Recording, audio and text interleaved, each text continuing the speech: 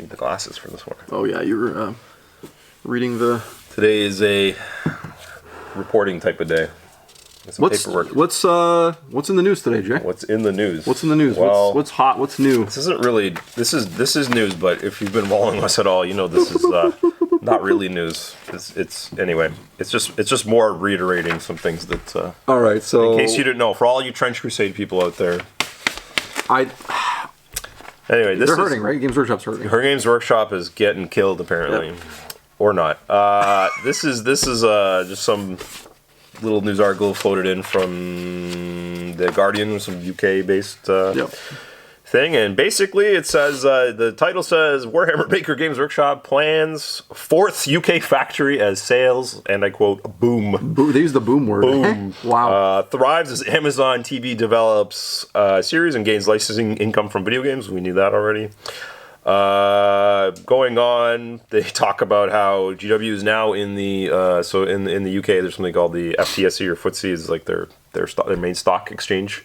It's like the top 100 stocks. GW is now in the top 100 best performing stocks in the entire UK. It's now valuated. So if you wanted to buy the company today, you need a cool $4.5 billion. Billion. Wowzers. Making it worth more than an airline called EasyJet, a property firm, and some other big UK company. And it goes on to other things. Something that I want to highlight, because we've been talking about this past season, is the effect of Space Marine 2. So they specifically talk about how that has been a real thing. It's not like we've had videos where we're like, well, we notice more people buying Space Marines for some reason. Must be because of the video game. And here they say, really specifically, they say enjoying big jump in licensing income from launch of Warhammer 40,000 Space Marine 2, and they mentioned Speed Freaks. I don't know how many people are playing that. Yeah, that's a bit of an afterthought there. I think a guy just needed something else in that little sentence. Games Workshop, this is reported on Tuesday, a 20% rise, double digit. In sales to only £300 million in 6 months. So basically, from their last year end to December, and their profits soared by 127 million. Admitting that it struggled to keep enough stock for some products on the shelves, the company said it expected to open a new site and expands production of paint. Blah blah blah. And secured permission for a 4th factory's headquarters complete in 2026. They definitely need that because, the holes in our lineup here in the wall post-Christmas, they'll continue. Yeah. I've gotten several big boxes, and I put them on the wall, and it's like, did that do anything? And it's like 60 boxes or something get put back on the wall or something. Like it's... and then the real emperor, Mr. Kevin Roundtree, the real emperor, the CEO. Yeah, it's fair to say our results were helped by some of the excitement around media and licensing launches. No kidding. And our retail team at the bottom. At least he hit the pot and pans a little bit. He's like, hey guys, are we getting a raise this year, Jay? Us? No, the retail the employees. Staff. Didn't they give everyone? No, like a raise, like no, they didn't give them a raise. They gave them some dividends. Didn't they? They gave them $5,000. They get some money. Something? They get some money. Yeah, they gave some money to. They do share. They do. It's funny. I joke, but there's a lot of big companies out there that don't share any of that money. Nope, the CEO takes it all and loads his gold plane with it and flies away. He prepares his parachute or whatever. He packs it with as much money, gold bricks as he can or whatever. Exactly. He gets ready to leave one day when things turn around. Yeah. So, this is really more of an intro to, I guess, a greater topic of a market update post-Christmas. Here's what's crazy. Here's what's really crazy about this is, and obviously they couldn't have planned for something like Space Marine 2 to be as big as it was.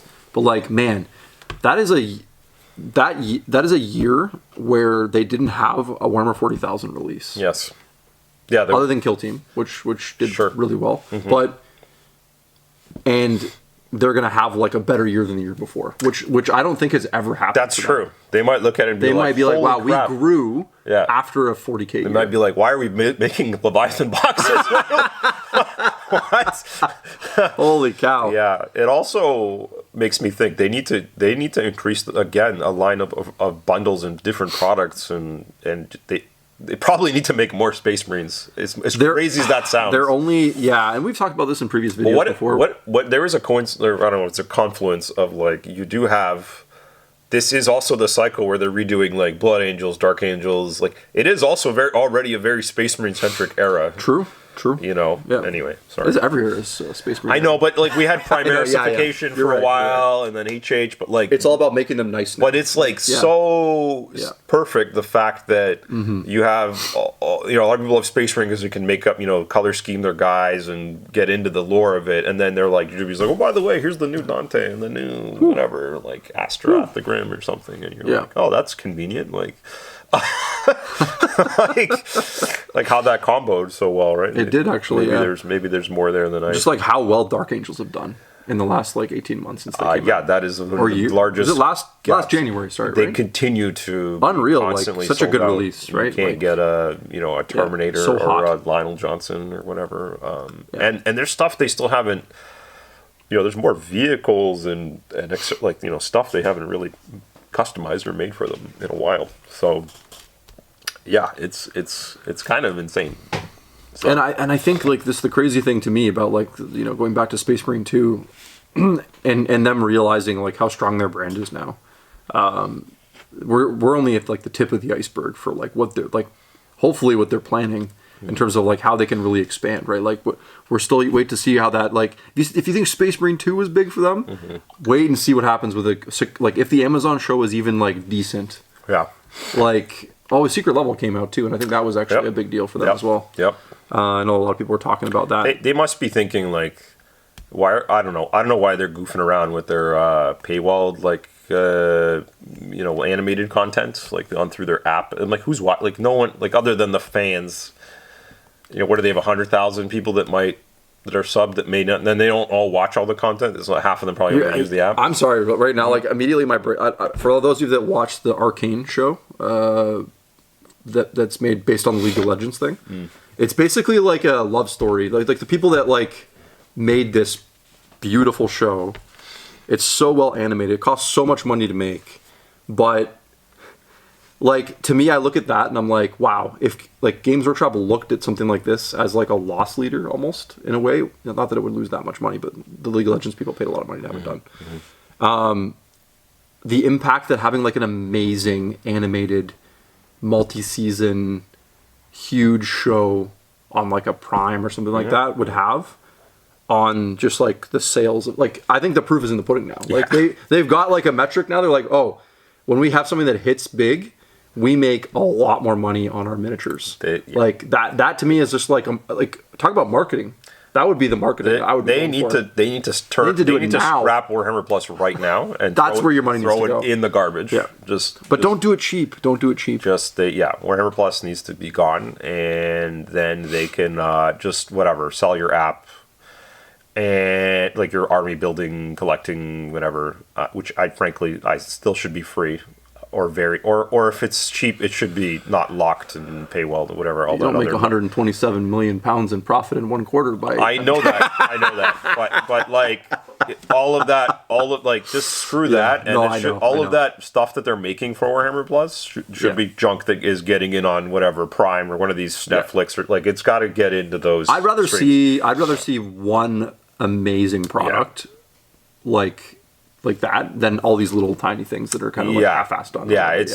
For me, at least personally, I can only speak for myself. I think like that Secret Level thing. I think that's a template that would work well in the Games Workshop universe, where it's like a dozen episodes and they're all like they're not linked together. They're just like little fun things. 1 week it's some Space Marines, the next week it's some. They used to. It's old funny, world thing or whatever. Early in.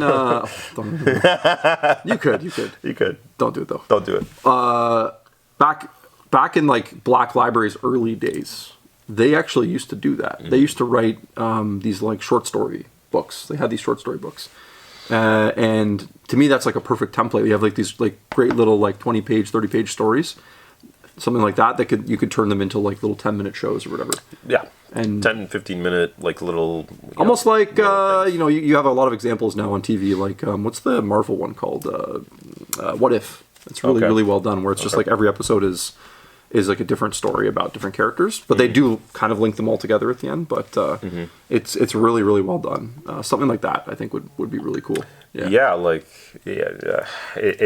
There's the fact that we had the video game and then like a tiny the secret level thing's like literally one episode of a it's one like 12-minute, 15-minute thing. It's frankly just a massive product placement. It's like a disgusting product placement. It's so good though. It's so good. It makes me think of that Dawn of War trailer, the original one, and how that must have also had the same effect. When the Dreadnought crests the hill and he's just gunning down orcs or whatever. So, I mean, as we've been saying, this season more than before is like a new era again. It does feel like the beginning of a new era. You're going to see massive expansion in this. Games Workshop's going to continue. While really the question is, are they agile enough to ramp up production or whatever they need to do, open the extra stores or make new products or whatever. One thing I was happy to see, and I think this was from the same report that got released last week or whatever that fed this article. Is I know the CEO or someone high up was being asked questions about obviously like anyone who goes onto the Games Workshop website is often frustrated by how quickly things sell out, right? And one of the things they were talking about was it's actually more about preserving the kind of relationships they have with like trade and their own retail stores and making sure that everyone has enough stuff to sell.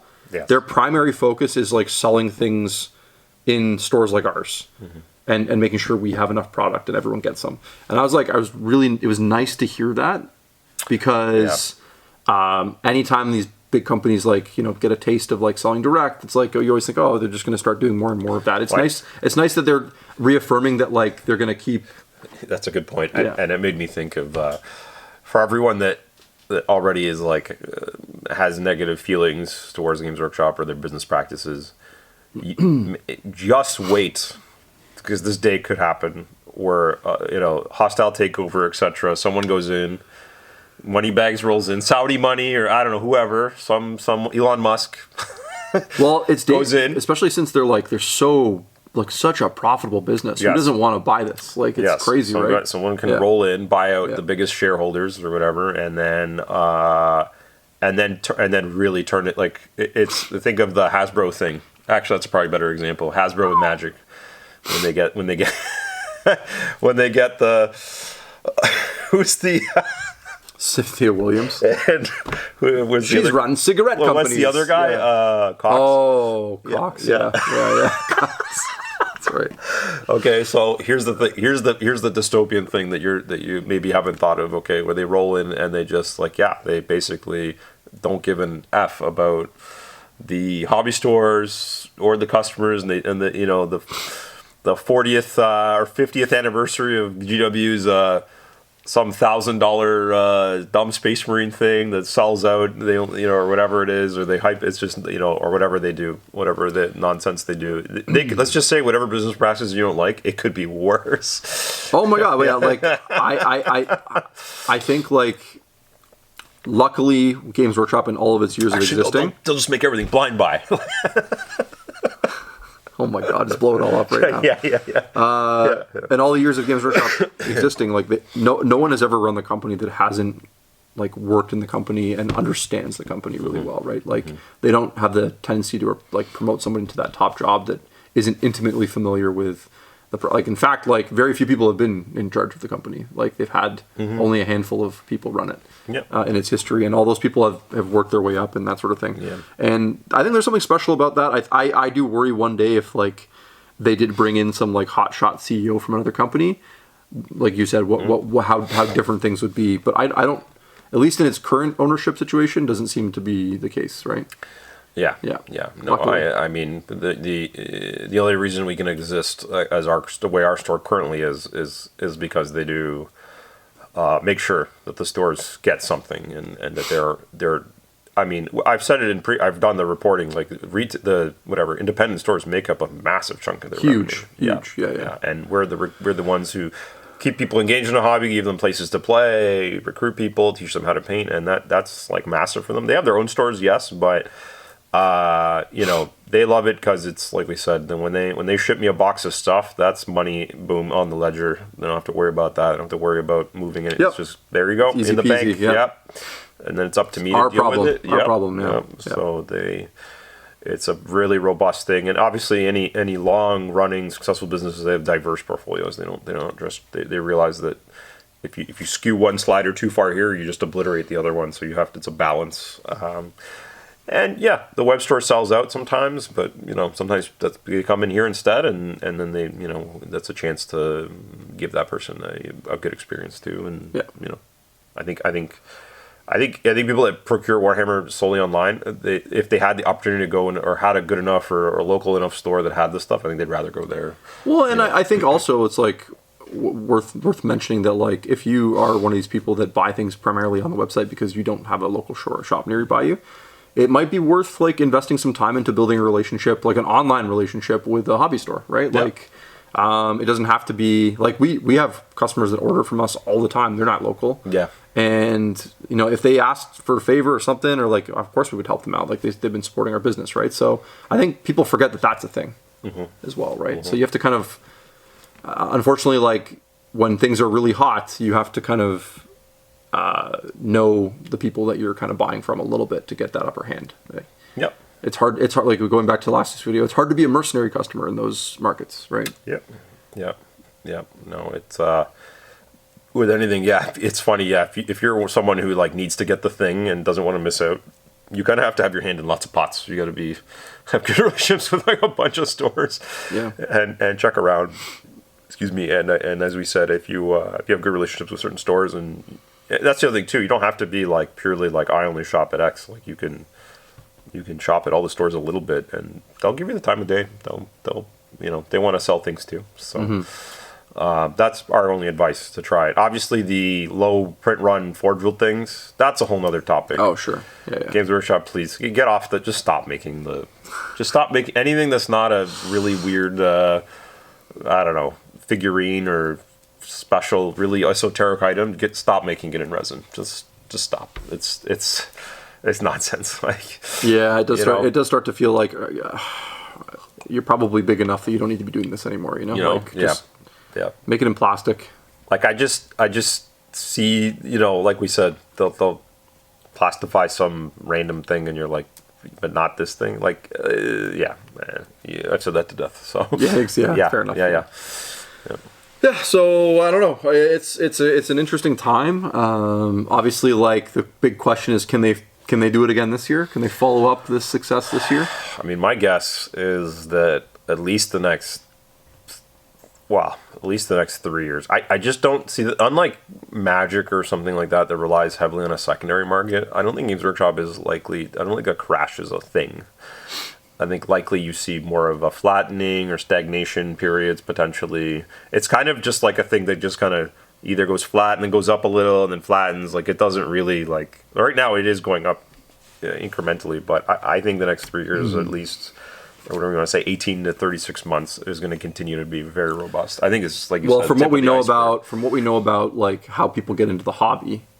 Like if Space Marine 2 did just recruit a whole bunch of players and people like hobbyists, then bunch of them are gonna stay, you should see at least 12 to 18 months of like growth there, just from those people like still sticking around, flipping around, like the ones that stay anyways. No, I think the robust, the profit and the growth will be that 3 years, and then we'll see. So what does that put at 2028, 2029?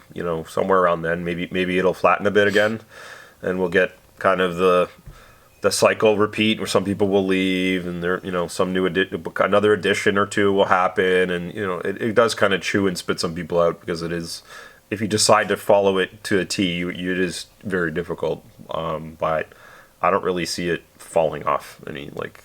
They have no threatening competitor whatsoever. It's true. Their brand and IP is just continuing to grow and be stronger. They would have to, like, they're at the point right now where they have to mess up themselves, I think, right? But like, even they then, have to make their own mistakes. You look at like the profit they're making though. There's no way they're going to be cash strapped unless they do something insane. I don't even know what you would have to do. You'd have to. They would have to just tomorrow decide we're going to make consoles now or something. Like one of these types of 180s that make, you know what I mean? Sure. Like where you just decide I'm not going to be a miniature company anymore. I'm going to be a video game console maker or something. Like I just, outside of that, I don't really see a colossal misstep that would sink them in any way. You know, they're surviving the printer revolution just fine. Revolution. It's a really long revolution. It's taking a long time. Yeah. So, you know, we'll see. Yeah, I don't know. That's there's not much more to say about it. Unfortunately, like it's pretty just cut and dry, right? Like it's fun to think about the future, but it's I think a lot depends on really. I think the question you're asking isn't are they going to do well? It's how well are they going to do? Yeah. And that's I think has to do How they with spend the money. the products they come out with, obviously as always, but more importantly, like what other like brand things do they have planned in the next 2 to 3 years to really kickstart what we saw last year? Yeah. Yeah.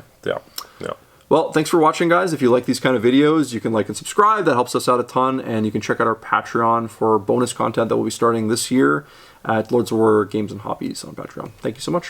Thanks.